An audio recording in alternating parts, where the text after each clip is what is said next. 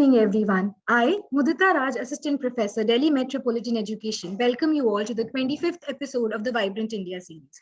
I also welcome all our viewers who are watching us live on Facebook. Vibrant India series is an initiative of DME Media School for celebrating 75 years of India's independence. This series will be a year-long exercise. As a part of this series, we invite inspiring personalities for online talk, interview, and interaction with our students. The invited personalities for this series are from all walks of life and from all parts of the country. And today, our special guest is Dr. Deb Aikat, researcher, author, and media educator. I would now like to take a moment and introduce Delhi Metropolitan Education to our viewers. Delhi Metropolitan Education is an A-grade premier educational institute affiliated to Guru Gobind Singh Indraprasth University, New Delhi, and approved by the Bar Council of India. The institute offers BBA, BLLB, and BBA-LLB with BCI approval and BA-JMC programs. DME believes in imparting world-class education to its students while training them to develop and enhance their skills. This education and training enables them in taking up challenges of the industry and creating a space for themselves with their competence and vigor. DME Media School is one of the most promising media institutes in the country. It offers BA in journalism and mass communication. It is recognized as a school focused on the growth of its faculty and students through academic and co-curricular activities. Major flagship events and initiatives of the school include BG Varghese Guest Lecture Series, Peer-to-Peer FTP, International Film Festival, SIFI, International Conference ICANN, and Vritika, Convention of Media Students. And newly added in this list is the VIS, Vibrant India series.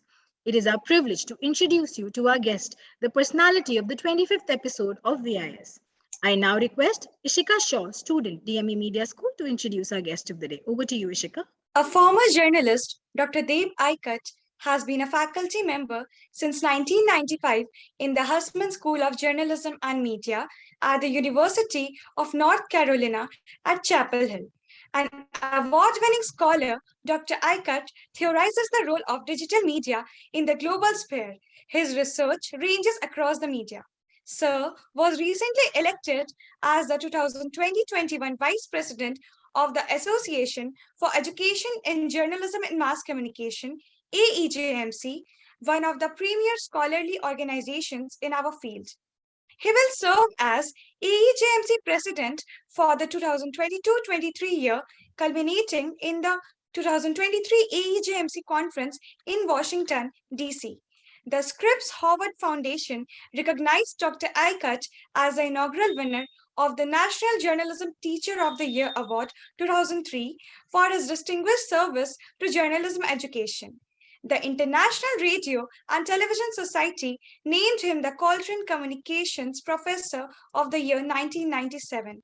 Sir has conceptualized UNC's first online course in journalism and a graduate-level online certificate program on technology and communication, and has won fellowships from renowned research institutions such as the United States Information Agency 1990 and the Institute for the Arts and Humanities 2000 and 2003. He has also received fellowships from the Journalism Leadership Institute in Diversity 2004 to 2005 and the Investigative Reporters and Editors 2020 to 2021. Sir currently serves as an elected member of UNC Chapel Hill's Faculty Executive Committee. Let us see a few glimpses from his life.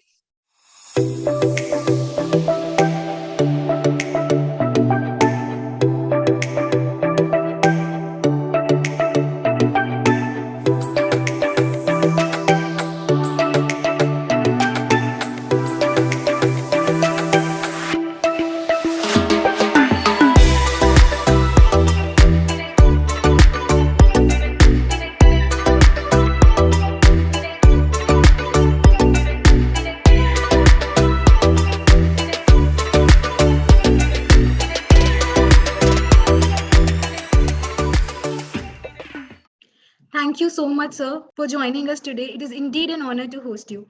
I now request Professor Dr. Susmita Bala, Head DME Media School, to welcome the guest. Over to you, ma'am. Thank you, Mudita. Welcome everybody in episode 25th of Vibrant India series. We launched this digital program on August 9 on the anniversary of Quit India movement. Vibrant India series is a tribute to all those people who made supreme sacrifices for the independence of our motherland. India will be completing 75 years of independence next year. We have started celebration this year only. This program has been launched as a part of these celebrations. In the first episode of Vibrant India series, our guest was Brigadier P.K. Saxena, who served the country in 2 wars. Following this, Madam Bhavrin Kandhari, a known environment activist, Professor Ujjwal K. Chaudhary, senior media educator, Dr. Nakul Parashar, science communicator and director of Vigyan Prasad, Dr. Monisha Behel, social activist from the Northeast, Mr. Rajesh Badal, senior journalist, writer, filmmaker, and broadcaster, Colonel R.K. Dargan, professor and advisor at Amity School of Communication, Amity University, Noida, graced this program. To name the other celebrated personalities in this series, Mr. Ashish Kulkarni, the pioneer of animation industry in India, Madam Tripti S. Singhal, an entrepreneur and startup consultant, Captain Dhamveer Singh, a versatile personality and an army man, Madam Jyotika Kalra, member of National Human Rights Commission, Mr. Sanjay Banerjee, a sports journalist, broadcaster and commentator, Mr. Augustine Barlett, communication specialist with UNICEF, Captain Indrani Singh, a pilot and entrepreneur, Ms. Vibha Lakhera, a social activist, Mr. Arvind Gaur, a theatre personality, Dr. Sachidanand Joshi, a writer and educational administrator,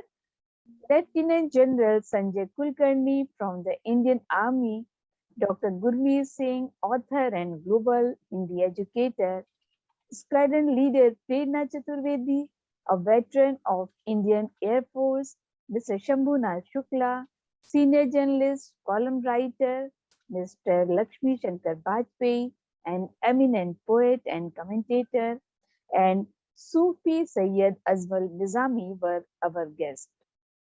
In the making of this country, we all play our roles as soldier, doctor, engineer, as educator, journalist, lawyer, environment activist, social activist, as science communicator, filmmaker, as human rights protector, as literary person, poet, commentator, author, researcher. So, today in 25th episode of Vibrant India series, we have with us Dr. Dev Aikat, an inspiring personality, researcher, media educator from UNC Heseman School of Journalism and Media, University of North Carolina.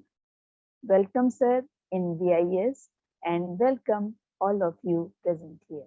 Thank you. Thank you so much, ma'am. I now request Professor Dr. Amrit Saxena, Dean DME Media School and originator and ideator of VIS, to address the gathering and take the program forward. Over to you, sir. Thank you, Mudita. So it's a matter of pride and privilege that today we have Dr. Dev Aikat with us. So it was a long due program, which because of his busyness in so many other academic engagements, it was not being possible. But now today, finally the day has arrived when he is here with us. Obviously, he has to take a lot of pains to take this program in his morning, because we are sitting here in evening, but it's early morning in the US when he has joined. Now, talking about this program, Vibrant India series, the objective behind has already been told to everybody. So when India is celebrating 75 years of independence, so we thought that we should do something different because we are an educational institution. So what is is the first and the foremost thing, that we should bring all such people, all such content to our students, which give them some motivation, some inspiration to do something good to their growth, to the growth, to the benefit of this country. So that is how this whole idea originated, and we are actually lucky that way, that a lot of good people agreed to join hands with us at different points of time, and that is how we are reaching now today almost 1/3 of the series, because we have planned to have 75 episodes of this program, and today is the 25th episode. This whole program has been divided into 4 segments. So after this, in the second segment, the guest, the illustrious personality, Dr. Deb, will be talking to us all, and I will request him to narrate his life journey in a way that all the young people who are there in this session, they get something. There is some takeaway, and I'll also request him to narrate his experience, some anecdotes, which can tell the young people as to whatever challenges or problems which come across in everybody's life, how to meet those challenges, how to create a space for himself or herself, and how to move forward in life. In the third segment, I will be asking certain questions to Dr. Dev based on whatever he would have talked about till then. And then in the fourth segment, the students will be requested to ask questions to him.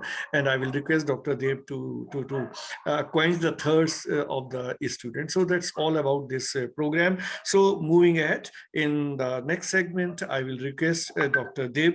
I welcome him and I request him to please take over the session and tell us about you, your life, your work, your contribution to us.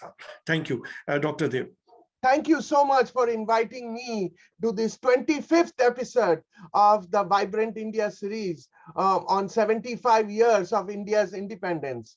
And this is a wonderful program because in many ways, I have watched it on YouTube and I feel so honored to be with you all today. But before I begin, I wanted to express my thanks to Professor Mudita Raj, Miss Ashika Shah, Professor Sushmita Bala, and especially Dr. Ambrish Saxena for the leadership he has provided in creating and conceptualizing this wonderful program, and his leadership in the field, because I first got introduced to him because of his leadership in ICANN.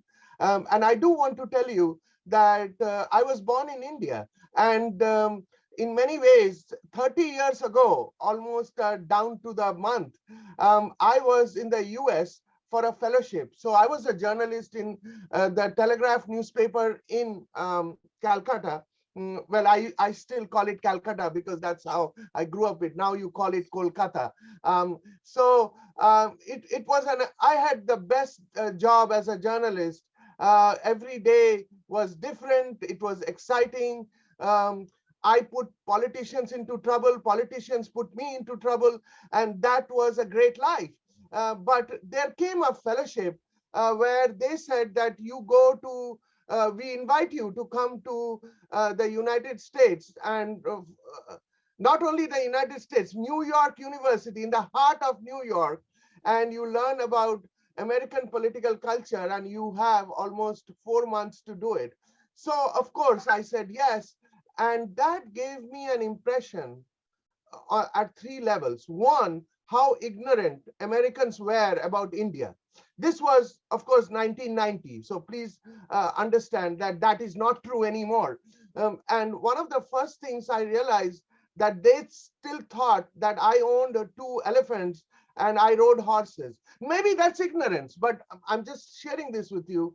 And I traveled to all parts of the United States. It was a traveling seminar. And of course, I also met a lot of people whose parents were born in India, but now they were what we call desis. Desi is a term that you use for a non-resident Indian in that country. And that brings me to another term, which is ABCD. which is American born confused Desis, which basically means this person was born to Indian parents, but they are now American citizens. So American born confused Desis, ABCD. So that's a code. So I met a lot of ABCDs, but one thing I realized, besides the fun of meeting all of them, that all of them were committed to India. They felt that India has a lot of power. Remember, this was the 90s. And they felt that they could do more to work with India, work with Indians, and work. They enjoyed meeting professionals like me. And I was a journalist. And on my return journey, I stopped at England because the British High Commission had invited me for a session with them. And so there also I realized that a lot of people in England were very angry that the British had ruled and exploited India for 200 years, stolen the riches. And they had this feeling that, hey, what can we do to improve relations? So I came back to India into my newsroom, and I felt that there was a duty that we all had as Indians to reach out to a global audience, to reach out to a global connectivity, reach out to a global community. And I felt that one of the ways I could do that is to explore further. And like some of you, I did my undergraduate in India. In those days, this was the 80s, you could not, at least in the city I was in, Calcutta University, you could not have an undergraduate degree in journalism. So I did the next best thing, which was available, which is I could have done an undergraduate in engineering or medicine or whatever, but I resisted all of that and I joined an undergraduate program in English literature, which, as you know, most journalism students in those days used to do. And it was completely boring. The classes is English literature, because I don't know if you have ever attended classes in English literature. They celebrate Keats, Shakespeare. They're not celebrating Keats and Shakespeare, in my humble opinion. They are celebrating the critiques of those great authors. So, for example, I studied Shakespeare in my high school days, so I was done with it. But in the literature field, you were analyzing what Bradley said about Shakespeare. So I said, I'm done with it. And I wanted to branch out in journalism. So I did the next best thing. After going through my undergraduate, I joined the journalism program at University of Calcutta. And I was privileged to be among the top students. I really won a gold medal, which I still treasure, as the top student. And a lot of my professors suggested that, hey, you could do a PhD here, but I think you should apply abroad because you have this experience as a journalist. So I did the next best thing, which is to apply for PhD programs because I had done my master's. And I wanted to illustrate to you 5 lessons in all of my talk. The 5 lessons represent 5 powers. And they are power of communication, power of activism, power of persistence, power of research, and power of community. So I will explain each one in succession. So let's start with power of communication. Remember, I told you that I was planning to apply to all these colleges of communication where I would do a PhD program. And, I was a professional in India. I had done wonderful things as a journalist, but how would a person in US know what I was doing? So one of the first things I learned is to present yourself through words. And I was a lover of words, and that came easy to me, but it was a task that took a month because I was looking inside myself. I wrote a personal statement, which I'm sure now you all know, but that personal statement had to jump out of paper and to impress the people who were reading it, right? Because I was a student in India. Also, I had what we used to call clippings, which is stories that you had written or stories that you had broadcast. And so I sent that. So, my admission file was like 80 pages thick. And my friends said, "Oh, are you crazy? Nobody is going to read that." Yes, nobody is going to read that, but at least they would know that I have done all of the work. And I will be, you'll be surprised to know that the admission committee read all of that. And I received offers from several universities, but there was another problem. I did not have money. This was the 90s. You could not go to a bank and say that I have gotten admission to a US university. Give me some money to study there. And so I was very happy to receive a scholarship to study at the Scripps School of Journalism at Ohio University, which was an amazing experience. These were scholars who were the leaders in the field, and this gave me a great opportunity.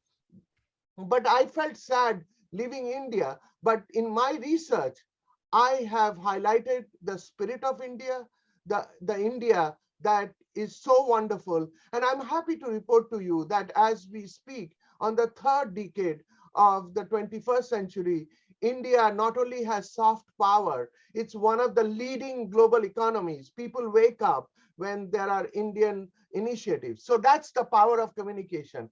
And relating to the power of communication, in 2019, we co-authored a book on agenda melding, which was a concept we developed on how news, social media, and audiences and civic community, they have challenged us to parse facts, opinions, and misinformation. So today, much as you look at your mobile phones to look at news, not all of the news is reliable. Somebody may be spreading rumors.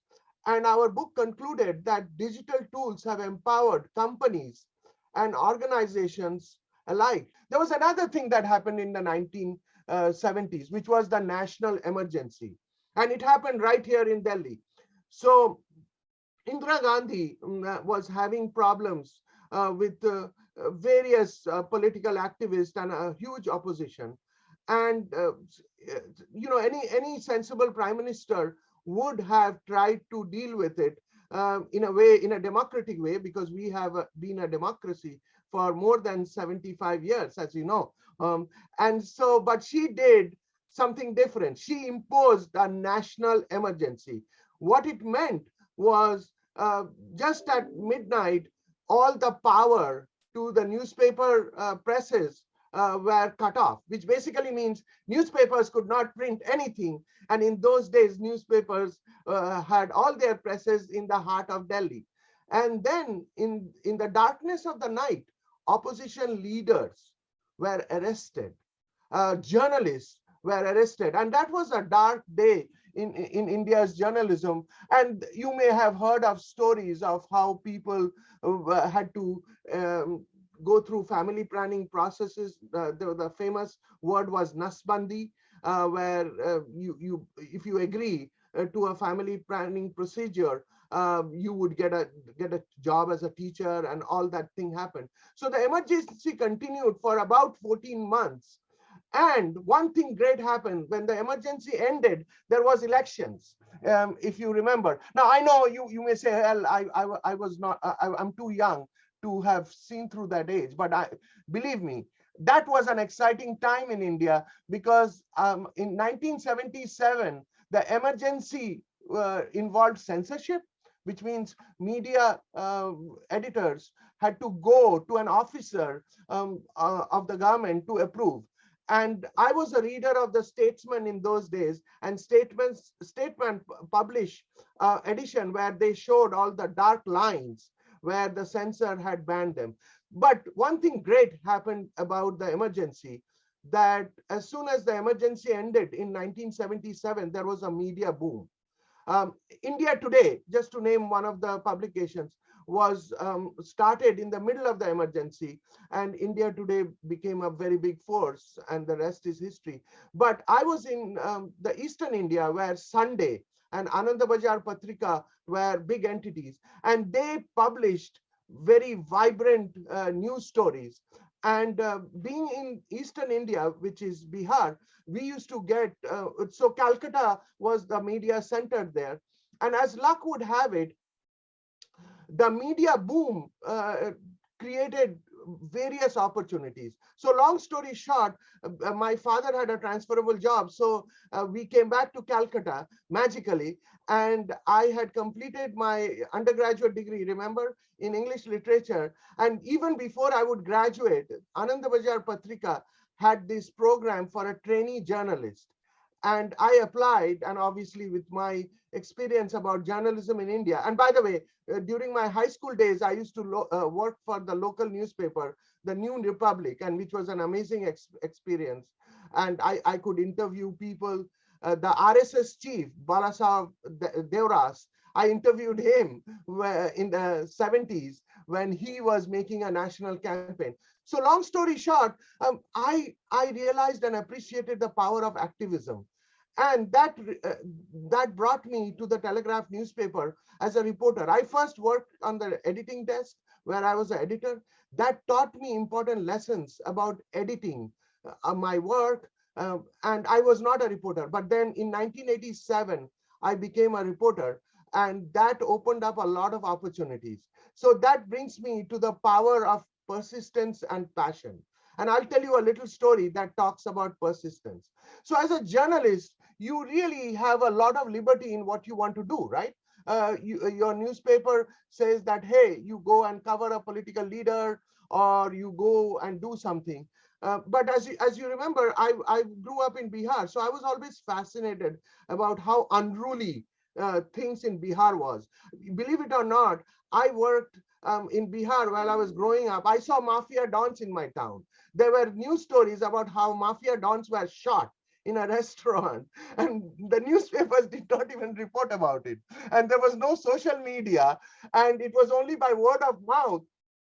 They would say, you know, Barkat was shot in this restaurant, and nobody was talking about it. And so anyway, I had that mafia don idea at the back of my mind. And so my editor said, hey, can you go to Dhanbad, which is, as you know, the home of the Indian School of Mines, and they have a convocation. So I said, yeah, of course, I love to go to Bihar. But the convocation, as you know, was a 2-hour ceremony. And then I had nothing to do. So I had planned this out that, hey, I'm going to go and try to see what's happening with the Mafia Don in Dhanbad. Now, let me give you a little bit of background. Dhanbad is home of a very vibrant coal industry. And coal, as you know, for a long time, is mined in coal mines. But there is a lot of exploitation because these coal mines were owned by private people before it was nationalized. But even after it was nationalized, there are mafia dons who control the labor. So one of those guys in those days was Surya Deo Singh. Now, Surya Deo Singh was a mafia don, but I'll get into trouble if I describe him as a mafia don. He was a politician. He had links with prime ministers and all of that stuff. But at that time, Surya Deo Singh was in trouble because the local district magistrate, Madan Mohan Jha, Dr. Madan Mohan Jha, who was a very judicious administrator, was putting Surya Deo Singh in trouble. So I arrived there and I met with all of the people there, and they said, hey, Surya Deo Singh is in jail. If you want to interview Surya Deo Singh, you have to go to the jail. So I was like in my 20s. I said, oh, well, can you visit the jail? And so I had learned that during the emergency, although like people like Kushwant Singh, Janardhan Thakur, and all of these famous journalists were in jail, they wrote columns from their jail. So I realized that there was an opportunity as a journalist, if you were persistent, to meet somebody in the jail. And the jailer can invite visitors. So I went to Dhanbad jail, the official Dhanbad jail. It was a big British building built by the British, no more owned by the British, but it had this old chambers and stuff like that. So I was hoping to meet Suryodaya Singh behind bars and I could have a little conversation with him with my notepad. So I go there and there was a guard. I said that, hey, I'm here to meet Suryodaya Singh because he has been jailed. He said, yeah, go to that room, superintendent rooms. So I went to the superintendent room thinking that I would seek permission, and I had my ID card. And there I saw a person wearing a kurta and a dhoti with a group of people sitting. So I thought he was the superintendent. So I went and said that, hey, I wanted to meet Mr. Suryodaya Singh. Well, I did not say Mr. I said Suryodaya Singh ji se bhet karna hai. And so they said, hey, why do you want to meet him? So I said, मैं पत्रकार हूँ. So they then woke up saying that, oh, this is a journalist. So the person sitting at the center said that, why do you want to talk to Suryodaya Singh? So I said, I've come from Calcutta. I really want to talk because there has been so many tension here. So he said, what questions do you have? So I said, I'm not going to tell you my question. I want to meet Suryodaya Singh because that's who the questions are for. So he said, well, what questions do you have? I am Suryodaya Singh. So this superintendent was not there. Suryodaya Singh was holding court with a group of 30 people. And then not only he talked with me, but he said, do you want some tea? So I said, no, I just had some tea. He said, aapke liye nasta laate hain, so I'll bring some snacks for you. I said, no, nothing of that is necessary. You just answer my questions. And believe it or not, that was the power of persistence. When I came back to Calcutta, like I could not send my story from Dhanbad because Dhanbad was totally a corrupt place where even if you go to the post office to send your news report, it could be taken off or it could be vanished. So I came back to Calcutta, and it was a short train ride, as you know. And I came back to Calcutta, and I not only had my Dhanbad School of Mines convocation, I had the story of the mafiadom in Dhanbad, and that made me an overnight expert on what. So anytime there was trouble in Dhanbad or the prime minister would visit Dhanbad, I was there. So here was a humble way by which I had established a leadership, which anyway nobody had asked me to do. So I say this respectfully because as we are going through our life, you will find opportunities, jump on it. Because you may say, what made you think that you wanted to meet Suryodaya Singh? What would have happened if he would have killed you?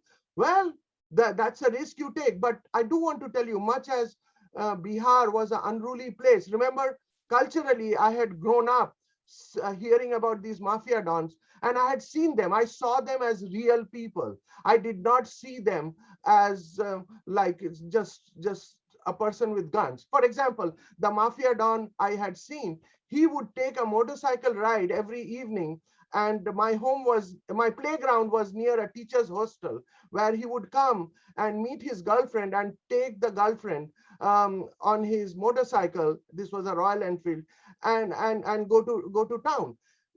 And nobody was wearing a helmet, needless to say, but that was the mafia don. So I had seen that guy, so I never feared. So as a journalist, we have to understand our community, and the community is what helps us, because as journalists, as media professionals, if we are in public relations or even advertising, you are informing the community. Think of the Amul ads. For years and years and years, the Amul ads have been a very smart and humorous comment on the community. So let us not forget community, and I'll come back to community in a few minutes. I have two other things to share. The power of research. So as we think of universities, as we think of institutions of higher learning, let us all consider the power of research, because the knowledge we share comes at two levels. One is the basic knowledge, which thanks to the internet and thanks to all the sources we have, Any student or any faculty member can look online and find information about our history, about theories in our field. But I think the big role we have as knowledge producing institutions is the power of research, the power of producing new knowledge. So anytime somebody publishes a book, there could be two ways you could couch that book. One is it's a textbook that talks about general information that we all want to know. The other is whether the book presents some new theories and knowledge. So higher education is one of the places where these knowledge producing happens. So anytime we work on a project, I think we should think about the new knowledge. For example, in my research, I have found new ways of protest in India, how social media has activated the power of protest. I also analyzed the emergency and how it created a media boom in India. So knowledge producing is an important task we all do. The second aspect of research is the power of grant writing. Sometimes we don't have the money to fund our research. So I believe in grant writing, the art of the perfect pitch. So as a journalist, I used to pitch to my editors my story ideas. Now I pitch to funding agencies my grant idea so that they could fund my research. And how do you do that? You leverage your strengths. All of us have weaknesses in any institution as a researcher. But if you leverage your strengths, whatever be your strength, it leads to effective fundraising. But one important thing about research is deadlines. As you know, we all, as faculty members, as students, are involved in teaching and learning. But there is an important element in research, which is writing. So we all really have to have deadlines. And I always feel procrastination is the thief of time. As academic leaders, I have refrained from putting things off because procrastination robs us the opportunity of achieving goals. People usually take all the time allotted to them to finish tasks because work expands to fill the time available for its completion. So I believe that if you want to do something, now is the time to make the most of our workday and our opportunities and our resources. And believe it or not, when you do the perfect pitch to any funding agency or even your professor, that's a great opportunity. Last but not the least, I wanted to talk about the power of community. None of the things that I have accomplished would have happened without what I learned from my community, without the benefit of my community, without the respect and all the wonderful things that the community gave me. And on that note, I wanted to say how much I love working in academia, the world of universities, because universities foster hope and thrive as the closest thing to a level playing field in our civil society. By enriching our society with new knowledge and expertise, renowned universities such as yours, DME, and other initiatives that you all take, they drive our economy. They fuel innovation. They create jobs that strengthen our communities. Think of that. Your university is shaping the future leaders. All you students, you would graduate from this institution and do wonderful things. At least that is what I did, and I'm sure you would do better. I wanted to end by making a call to all of you. As you know, I got elected to be the president of AEJMC. What basically means that I am the public servant who tries to serve and help you all. As you know, there are several faculty members around the world. There are several students around the world who have interest in South Asian research. So in 2015, I started with the help of a lot of my colleagues, the South Asian Communication Association, which is known as SACA. So one of the reasons I got to collaborate with Dr. Ambrish Saxena is because SACA was an important entity and he was working on important initiatives. So if you wish to join SACA, it's free. at least at this time. You can give us a donation, but we don't rely on a donation to be a member. You can be a member. All you have to do is to share with us your email. My email is D for dog, A for apple, at unc.edu. da@unc.edu. I invite you to reach out to me and to continue the conversation. I feel honored to be with you all today, and I'm looking forward to your questions and the question and answer session. So to sum it up, I illustrated the power of 5 little things that you and I all have enriched from. One is the power of communication. Second is the power of activism. Third is the power of persistence. Fourth is the power of research. Think of all the new questions we have to answer through research. And last but not the least, going back to the purpose and the pleasure of journalism and communication, it's the power of community. Thank you for giving me this opportunity to share my thoughts with you. Thank you, Dr. Dev. One thing I would like to ask to you is that you talked about the journalism, your experience of journalism in India. Obviously, in the US, you have been into education, and I believe that kind of experience, I mean, practicing journalism in the US, that you may not be having, but then being there in the US and being there in the media education, you would have a lot of understanding of journalism in the US. So for the sake of the students to their better understanding, can you tell us the basic difference or similarities between journalism in India and journalism in the US? So I'm glad you asked me the question. I have actually worked in American newsrooms. Like in 1997, I was invited as a journalism fellow to the newsroom of the Philadelphia Inquirer. My students, they have graduated to become very active people in the newsroom. And so I have a very strong link with the newsrooms, not only in the United States, but around the world.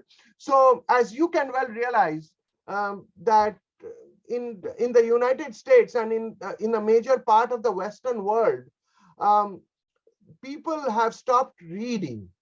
I said reading, period, not reading newspapers or not reading anything. And this has resulted in the death of the traditional newspapers. Don't take my word for it. Newspapers, which were the strong forces of information in the community in the United States, are declining or really trying to find out new ways of developing themselves. That is also because newspapers relied on advertising as their revenue source. So for example, any newspaper in India thrives on advertising. But in the US, advertising for newspapers has gone down. So, and you may say, well, what's happening with the New York Times? The New York Times, Wall Street Journal, Washington Post, Boston Globe, and a set of 8 or 10 elite newspapers, they have developed a system of subscription. Believe it or not, New York Times doesn't depend on advertising to run. New York Times has millions, I can say that, and Washington Post has millions of subscribers who pay a subscription fee to access the New York Times. I'm one of them. I pay about $300 a year to be a subscriber of the New York Times. Now, I get the Washington Post free thanks to an arrangement with our library where the Washington Post is given free. Now, I do not subscribe to the Wall Street Journal because I am not a businessman and I don't need the Wall Street Journal, but I have enough of our library resources to get to the Wall Street Journal. So here is what is going on. In the United States, the revenue models are changing, but the interest in news has not reduced. So people are finding newer ways to find the news. That is because the United States has almost 90% internet connectivity. Compared to that, India has about fewer than 33% in internet connectivity. And so as a result, what is happening is there is still a lot of potential for the traditional media to thrive in India. but the day is not far.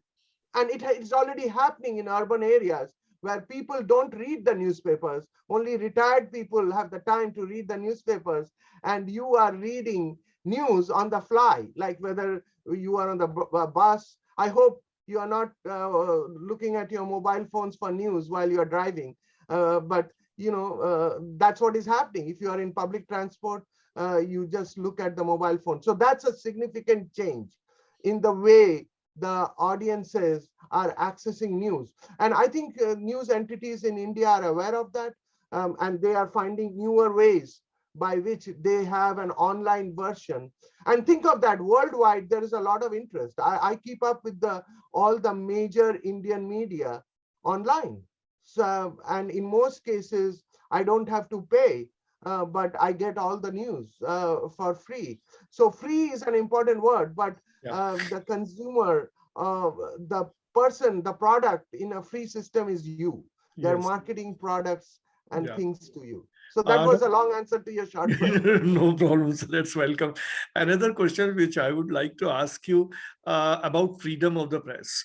And in relation to the relationship of media and the establishment, the things which are happening in India, obviously you are aware of, and the things which are there on the ground in the US, the relationship between the press, between the media and the establishment, and where the freedom of the press lies in this relationship. The freedom of the press is a very comparative term, right? Because you may say that the press is free in India. The press is free in the United States. The press is free in Bangladesh. The press is free in Pakistan. That's in philosophy. But in its function, as you mentioned very thoughtfully, that in effectiveness, the press may not be free, because can a journalist speak truth to power? By truth to power, I mean, can they speak the truth without having any fear and talk about the powerful? In some communities, they cannot. And why is that? Because of two reasons. One is the journalist may be speaking truth to power, but that truth is a very unpleasant truth to the leader. So in the United States, we lived through that. From 2016 to 2021, I mean, the early part of 2021, we had Donald Trump as the US president, who basically worked on an important strategy of calling the media fake news. So if somebody, let's say you have a friend or a critic in your community who is always criticizing you, and you are the mayor of the town, and you declare that, hey, this guy is fake. So what happens? Anytime this person is critiquing you, you say that guy is fake. So it's a very easy solution to discount a force of criticism. So that is what is happening worldwide. It has happened in the US. It has happened in Brazil. It has happened in the Philippines. It has happened in Russia. It's also happening in India. It's happening in Pakistan. It's happening in Bangladesh. So that's like the secret way to do it. The other way is the mafia way to do it. You go and shoot the journalist. You go and hit the journalist, or you go and make the journalist vanish. And much as I say this, and I resent saying this, all of this has happened, and it's happening globally. So we cannot identify one country, because think of that, the politicians have a lot of power and control. And the journalist is really relying on the court of public opinion for his or her power. And sometimes the court of public opinion is very divided, right? Because the politicians have their own force. So sometimes if a journalist is speaking truth to power, there are other people who are against them. Yeah. Dr. Dev, there are questions which the students want to ask. So the students who want to ask question, please come on camera and ask your questions. Yeah, Ishika. Good evening, sir. Sir, my question is, how did your view of India change while you were involved in your international research project? I'm sorry to let you down, but my view of India has not changed. because I still feel that India has a lot of potential. And I feel if there is any view that I have, which is the power of the potential, like I think India and the people of India should aggressively use their power of communication to enhance uh, the image of India globally. And how can you do that? You can celebrate your expertise. Like, let's say if you are good in public relations and through research, you want to explore the evolution of public relations in India, write a paper. That would not only be read in India, obviously, because you're writing about the history of public relations in India, it would have a global audience. So one of the advantages we have in India is whether we like it or not, we are now the largest English speaking and English writing population in the world. Not even the US has so many English reading and English speaking population. So that would be a potential. So my view of India has not changed.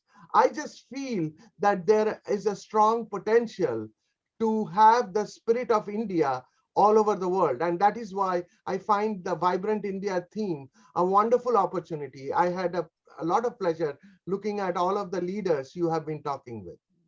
Thank you, Dr. Dev. Now Shiksha would like to ask a question. Shiksha.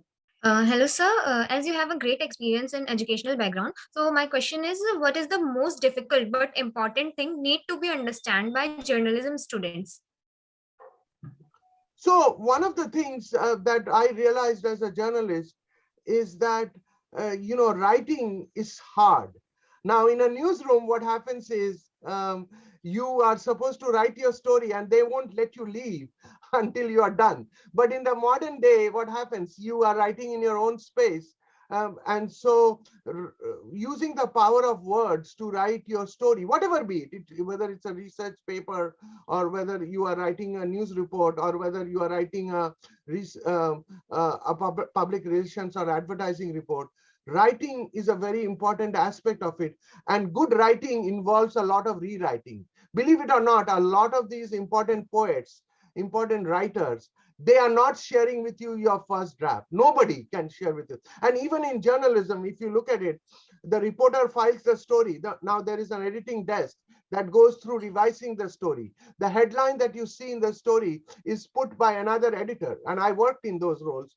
And then after the story is written, there is another person who looks at it. Now, when we are writing our own stories, we don't have the luxury of having these feedback and this system of vetting. So I think we should be our own feedback system where you write a story and you ask maybe a roommate or a friend to read it so that they can critique it.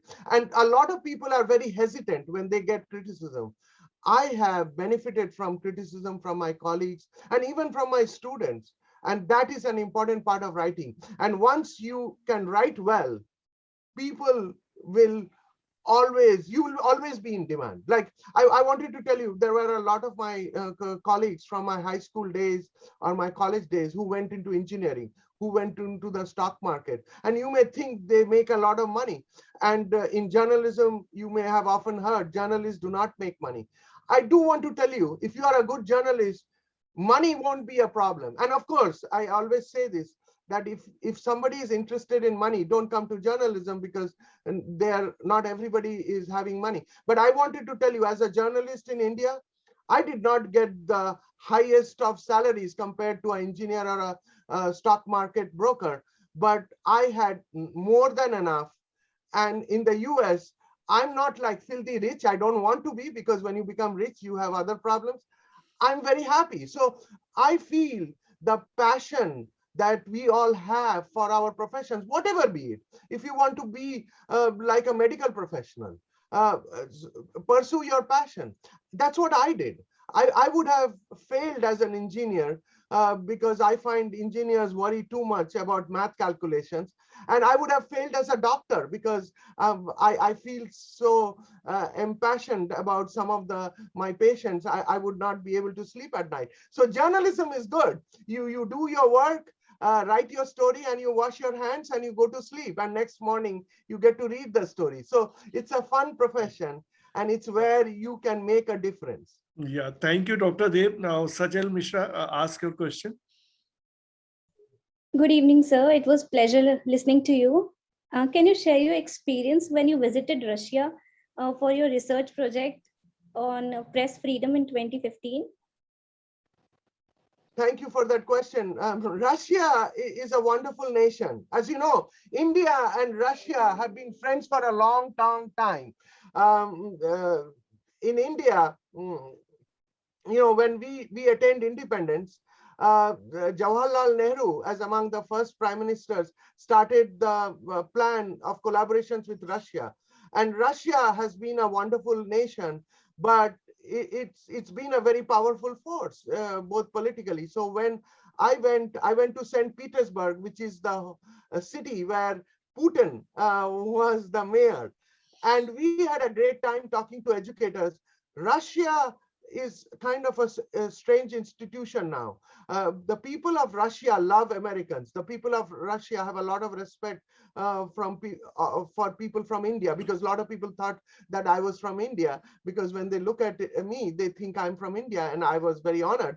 And so the people of India, people of the United States, they have a lot of love they get in Russia. But the administration, as you know, has policies. Like Putin has been the leader for many years without a legitimate election. And so when Russia invades another nation, there would be a problem. So when we were in Russia, we had a very good time, but suddenly we would find that some appointments were canceled because they said that the water pipes got frozen. Now, I was visiting Russia in the summer. There is no way a water pipe could freeze in Russia because it's like summertime. And so they had some lame excuses, but it's a vibrant nation. It's a nation full of professionals. Like India, it believes in education. A lot of people study science. So Russia has been a power. So thank you for that question. Dr. Dev, now Manashwini Srivastava will be asking the questions. Manashwini. Hello, sir. Good evening. So I want to ask that, like, we are in this time where our parents does support us on or believe what we want to do, but definitely not at your time. At your time, many would have told you not to go in this field instead of become an engineer or doctor or something. So how did you cope up with this, and how did you respond to the people who told you not to be in this field? So that's a very good question. In fact, it's funny, I faced the same situation. My father was an engineer, and we came from a family of great doctors and great lawyers. So my father always questioned why I wanted to become a journalist. But work with your mom. My mom was a great source of assurance. And I convinced her. So my father was dead against me going and studying English literature in my undergraduate days, but I convinced my mother, and my mother convinced my dad, and the rest was history. And it was an amazing turnaround. My father always questioned my choice of joining journalism, but he turned around. He was the one, an avid reader of the newspaper. He was the one who gave me the clipping of the Telegraph Anandabajar Patrika job that led to my first job. And throughout the years, my father would read my news reports, and he would critique it. He said, why didn't you talk to this? Next time you should do that. And he would give me ideas. So I think I think our parents love us. Our parents want our success. And as my father explained, I asked my dad that, why did you want to become an engineer or a doctor? He said, in the India of the 90s, you could get a job as an engineer even before you graduate out of school, right? Because, think of all the people who graduate out of these engineering colleges. Think of all the medical doctors, they get a job. So that was an easy track. As a journalist, well, I will tell you, I was lucky that I got a job right out of school. But no, I had struggled since my high school days. I considered myself a journalist. So I had a long record, a record of almost like almost 8 years, where I was working on journalism and things like that. So I think your actions speak louder than anybody's words. So if you believe in journalism, or if you believe in public relations, or if you believe in being a doctor, try to serve your community, and that passion will drive not only you but your parents, because they would say that this person is so well ensconced in this whole choice, that who are we to question that? And that's what happened to me. I mean, they realized that he is really passionate about it. And think of other neighbors who can help you, other friends and family who can help you, and that's what happened. A lot of people encouraged me to say, and they told my parents too, that hey, this is a good guy. Yeah. Why don't take him away from there? Thank you, Dr. Dev. This, I mean, your answer would have given solace to so many students, because, I mean, even today this happens that the parents normally do not agree in many cases that their child goes for any journalism or mass communication education and opt for this kind of profession. So moving on, Vinayak, you want to ask a question? Ask. Yes, sir, it was great getting learning about your experience. So my question is, sir, as a senior journalist, how would you manage the stress of the deadlines, and what would be the advice for the beginners of the journalism? So that's a wonderful question. Now, when if you were to go into the field of communication, you have to love writing. You have to love expressing yourself. You have to love deadlines.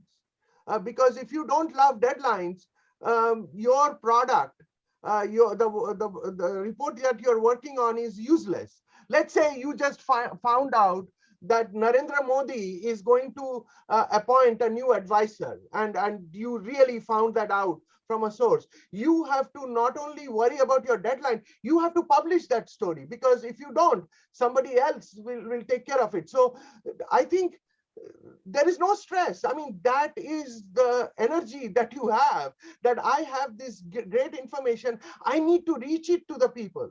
So then your mind and your body will drive you. You won't be able to sleep.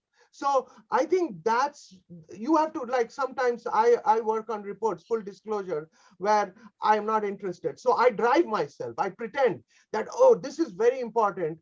And that's what I have met most of my deadlines. And the deadlines I have missed, Vinayak, it's because I lost interest in it, or somebody said, oh no, I need to do more about it. Let's say you go to your editor, and the editor says that, hey, how reliable is the source that Narendra Modi is going to have an advisor? Let's put this off, find some more sources. So all you have to do is, now you have new deadlines to find new sources, and then try to find the story. So that is when I think of the power of persistence.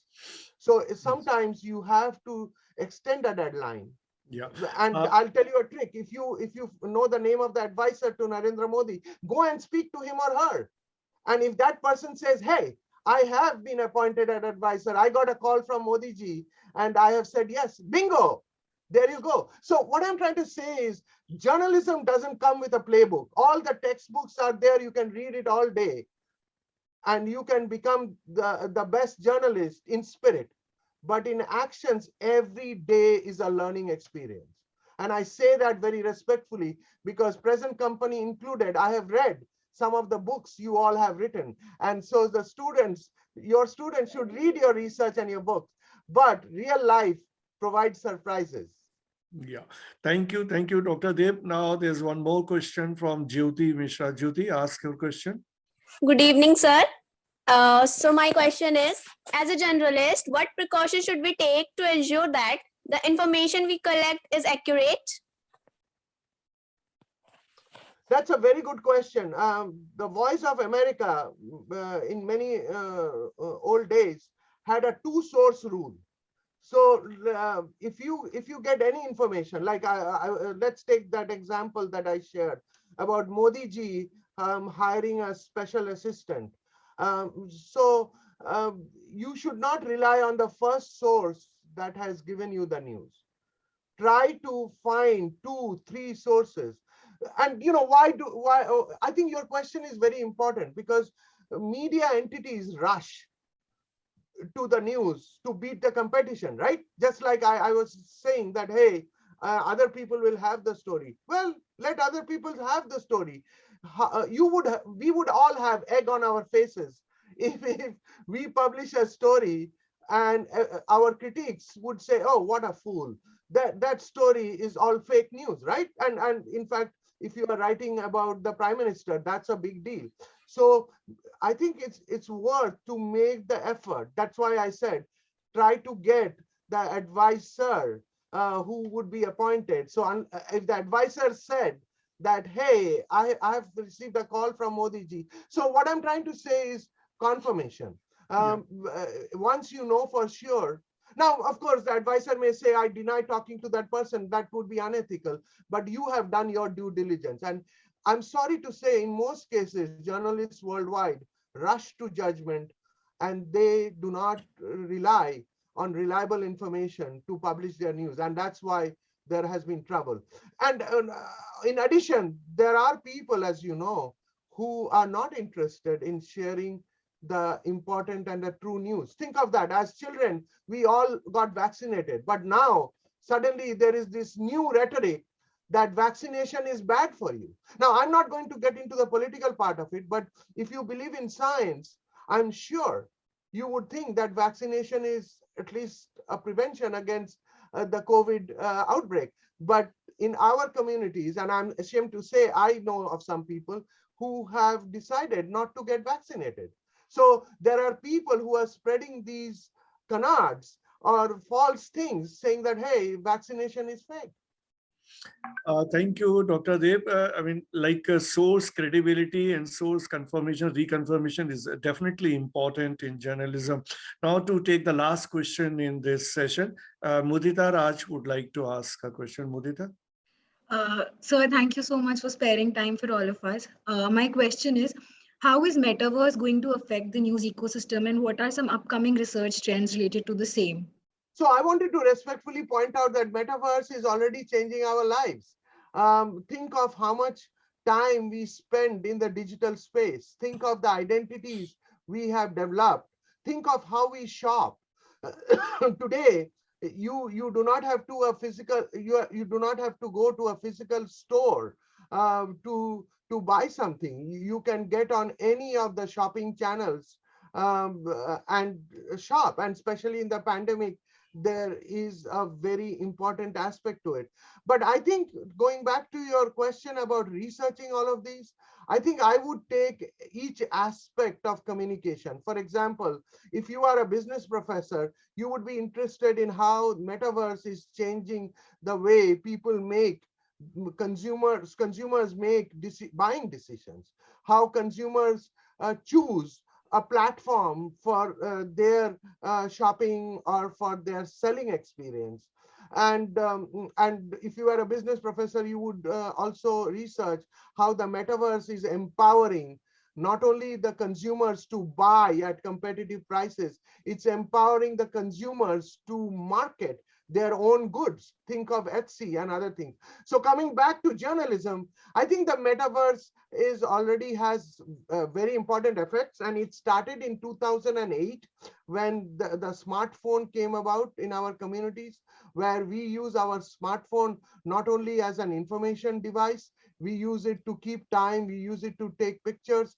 So if I was working on a research project, I would try to explore how news would change on metaverse. How are we now? Of course, now in this world, we are combining the traditional world, right? We still may read a newspaper. We still may read a magazine. There is nothing like sitting under a tree or in a public park and reading your magazine.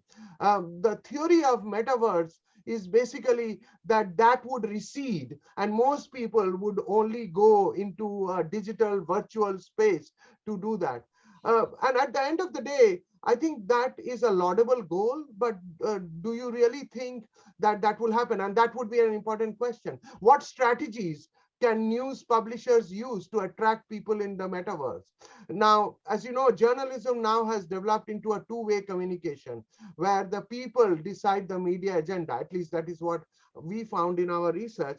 And so it would be interested to do an audience analysis on how audiences react to news stories and what perspectives they have in trying to define or redefine the news agenda. So that would be an interesting thing to analyze. Thank you, Dr. Dev, for giving answers so patiently, so in depth. And I would like to tell you that there are many more students, though we will not be able to take their questions due to paucity of time. But I find many questions in the chat. Khushi Shrivastava has asked a question. Yash Joshi has asked a question. Then Shambhavi Shri has asked a question, and Shashank Kumar has asked a question. I would request you all to ask your questions in the next program, but if Mudita, I will ask you to save this chat, and we can send these questions to Dr. Dev with a request that if he can take up these questions and answers so that whatever these students want to know, that they are pacified. Now moving on to the conclusion of this program. I'm really thankful to Dr. Dev to explain everything so patiently, so vividly to the core, and answering all the questions of the students. And if I talk about the takeaway, particularly the 5 powers that Dr. Dev talked about are really important, and this is something which everybody should try to understand: the power of communication, because we are in the business of communication, we are in the field of communication. He talked about storytelling. Obviously, whether we are into journalism or we are the filmmaker, all the time we need to learn the art of storytelling. And then the activism. Activism is really something very, very important to save the democracy, whether it's India or US or any other country, because, and journalists particularly, if journalism is practiced with that fervor of activism, then only some good can be delivered to the society. And the persistence, as he talked about his whole story, that if you are after something and you are doing it persistently, consistently, and in any case, as a journalist, as a media person, you want to do that particular task, you want to do that particular story, that will definitely come out.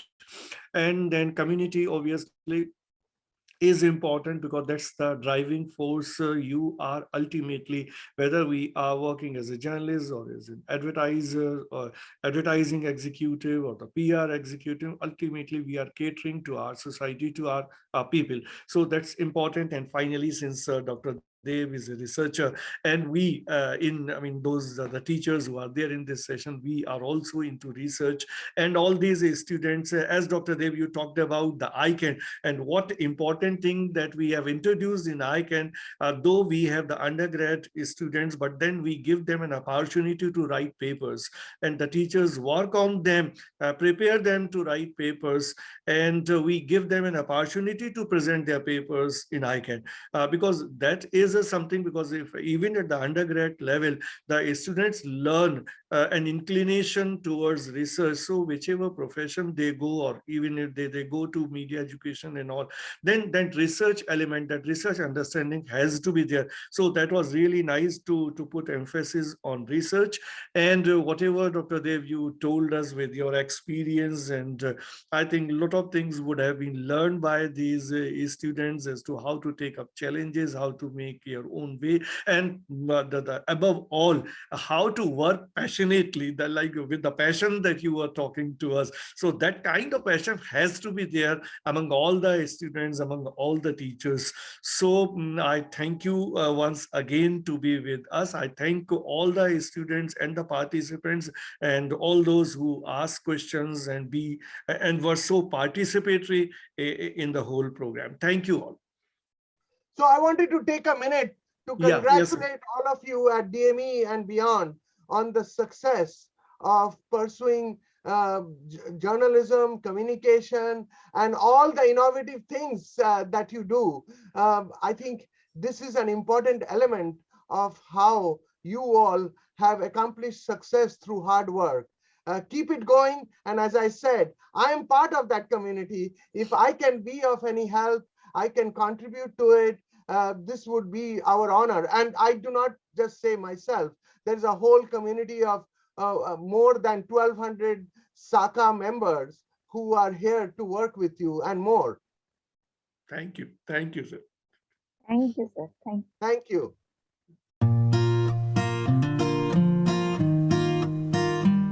The first impression that comes to our mind about any college: tall buildings, big classrooms, large lobby areas, thick books, IT labs, assignments, class tests, and projects.